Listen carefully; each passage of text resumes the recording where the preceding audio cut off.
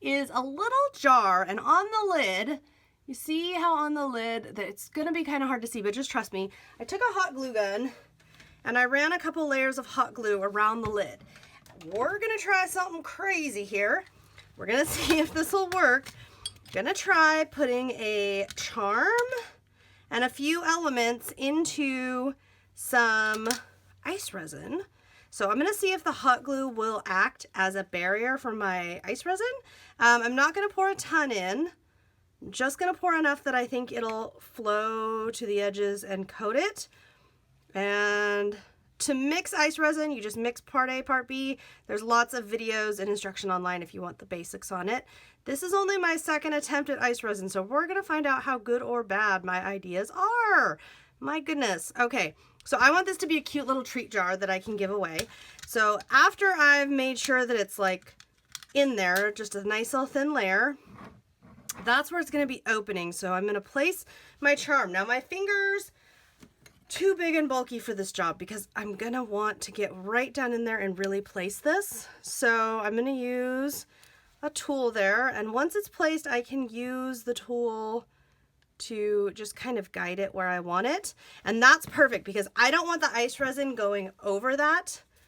I just want it to be around. And then I'm taking my seed beads here. This is fun. And I'm drizzling the seed beads around. How much you do, you could put the pearls in from my kit. The Paws and Pets kit has so much fun embellishments. There's a lot of things that we could do.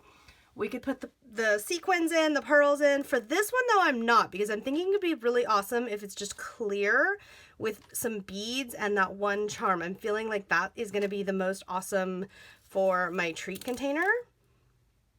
But I am gonna continue to sprinkle beads in here until I feel really happy with how it's looking.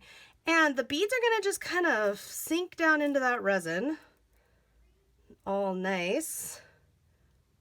They're not gonna go on top of the charm because the charm doesn't have any resin on it. If we're having a problem, we can try to push things away, but I don't wanna do too much because I really don't wanna mess with the surface tension. And I can decide exactly how many beads I want here. I don't feel like I want an absolute ton. I feel like I do want some spots to be kind of showing through. Now, in theory here, this has to sit here for a whole day, and then I should be able to pull the hot glue off from around. A full 24 hours later, and the resin has set. Now, the one step that I did not videotape, okay, this is my original hot glue ring that was around the edges. I noticed that, and as I set it back on, I can see how, as the resin hardened about 4 or 5 hours in, I was noticing that it looked like it was bonding to the hot glue. So my concern was that once completely set, the hot glue would be permanently attached as well. So what I did about 5 hours in, I just barely touched the resin, and it was slightly tacky, but it felt pretty firm. It didn't feel super liquidy. So I took a pair of scissors and trimmed the hot glue in one spot and rolled it off. So in other words, before the resin was fully set.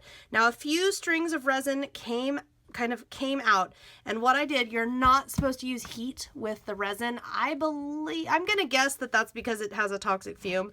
I took it to an open window and put a little bit of heat right at the edge and used a towel and just wiped, and the resin cleaned right off.